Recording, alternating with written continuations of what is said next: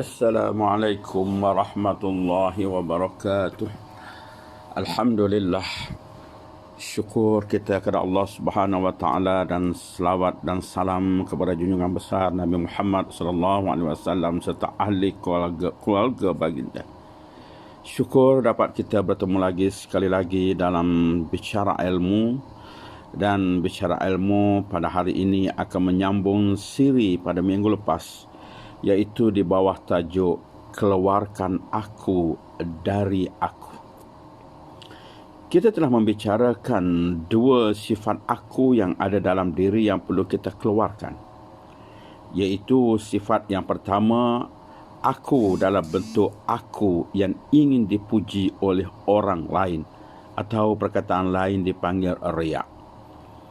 Yang kedua, aku yang merasa lebih dari orang lain, iaitu perasaan ujub, perasaan bangga yang hanya wujud dalam diri kita, dalam hati kita, yang merasakan kita lebih daripada orang lain. Dan kadang-kala lebih pada orang lain ini terasa sama ada dalam perbuatan-perbuatan biasa ataupun perbuatan-perbuatan ibadat yang dilakukan. Kedua-duanya ini akan menjadi ibadat kita tertolak. Dan yang ketiga pada hari ini, yang kita perlu keluarkan aku, iaitu dalam bentuk aku yang ingin membalas terhadap orang lain, ataupun dipanggil dendam. Dendam di sini maksudnya ialah suatu perasaan dalam hati yang tidak senang kepada orang lain. Perasaan dalam hati mengharap-harapkan suatu masa aku boleh pulangkan paku buah keras, ataupun suatu masa aku akan dapat membuktikan bahawa sebenarnya aku lebih hebat daripadanya, ataupun boleh membalas apa yang pernah berlaku sebelum ini. Perasaan dendam ini dalam bahasa Melayu ada satu lagi istilah, iaitu dendam kesumat.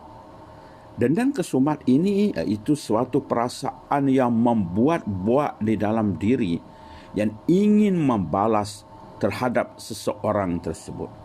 Dan ini merupakan satu sifat yang tidak baik, kerana dengan berdendam ini, selain daripada memutuskan hubungan silaturahim, selain daripada merendah menghina orang tersebut, ianya juga boleh membawa suatu sifat, iaitu kita akan menonjolkan diri kita lebih daripada orang tersebut, maka mungkin akan pergi kepada riya ataupun ujub, ataupun sesuatu yang merasakan kita ini berada di atas. Bagaimana untuk kita mengatasi dendam ini?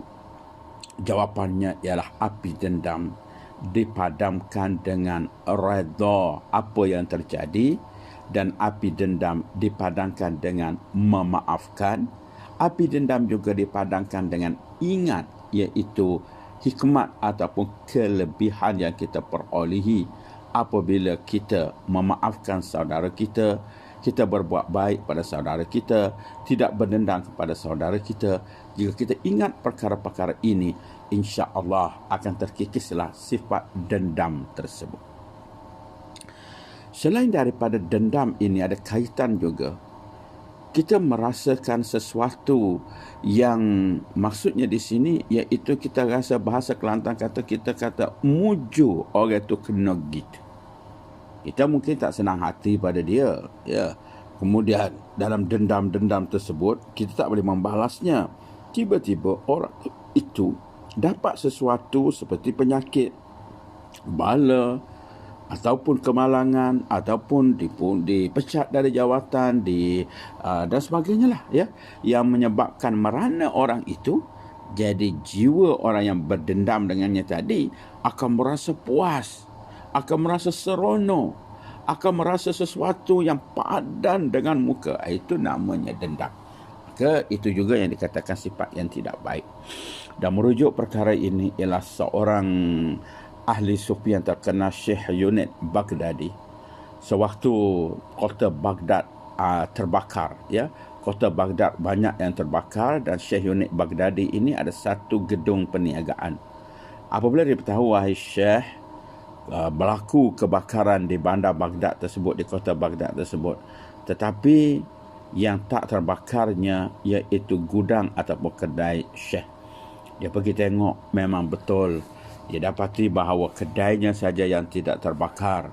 Pada waktu itu, dia menjawab, Alhamdulillah. Biasalah, ya. Kita dapat suatu kenikmatan, kita ucapkan Alhamdulillah, dan itulah yang diasyorkan oleh agama.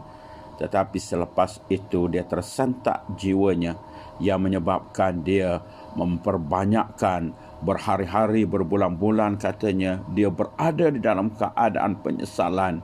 Dia bertaubat kepada Allah, dia bertaubat sungguh-sungguh kepada Allah. Hasil daripada sikapnya yang merasakan dirinya bertuah dengan ucapan Alhamdulillah.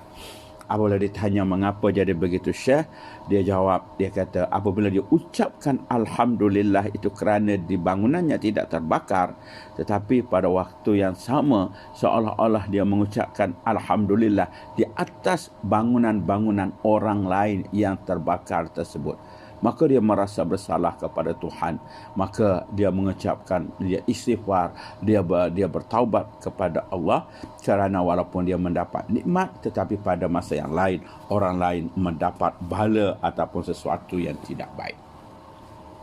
Mari kita semak diri kita, tuan-tuan dan puan-puan sekalian. Adakah tidak dalam hidup ini kita berdendam?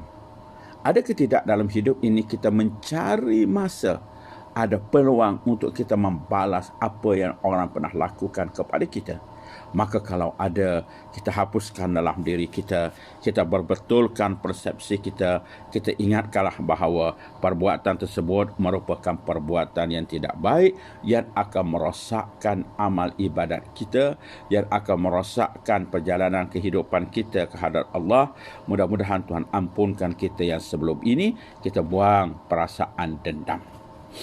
Kemudian seterusnya, yang keempat, aku yang mesti kita keluarkan dari aku, iaitu bentuk aku yang ingin melupakan, ya, aku yang lupa kepada Sang Pemberi ataupun lupa kepada Tuhan apa-apa kelebihan yang kita perolehi.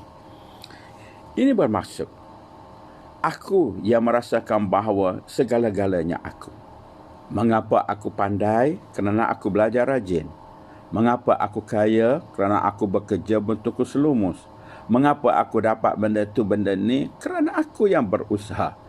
Maka kita tak rasa sebenarnya di sebalik kejayaan, kebolehan ataupun sesuatu yang kita dapat itu, ada suatu kuasa yang maha hebat, iaitu Sang Pemberi, Allah Subhanahu Wa Taala. Seolah-olah kita merasakan kita yang bisa, kita yang hebat, kita yang lebih daripada orang lain. Maka bentuk aku ini yang perlu kita keluarkan dalam diri, kita gantikan dengan apa-apa kelebihan yang ada pada kita, apa-apa kehebatan pada kita, sebenarnya tak ke mana. Semuanya itu dengan izin Allah. Bila-bila masa Allah boleh cabut, bila-bila masa Allah boleh hentikan. Pengalaman kita tengok, ada orang yang kaya raya boleh menjadi papa kedana. Ada orang yang jawatannya tinggi dilucutkan. Ada orang yang sedang bertahta tetapi hilang kekuasaan tersebut. Semuanya ialah kehendak Allah.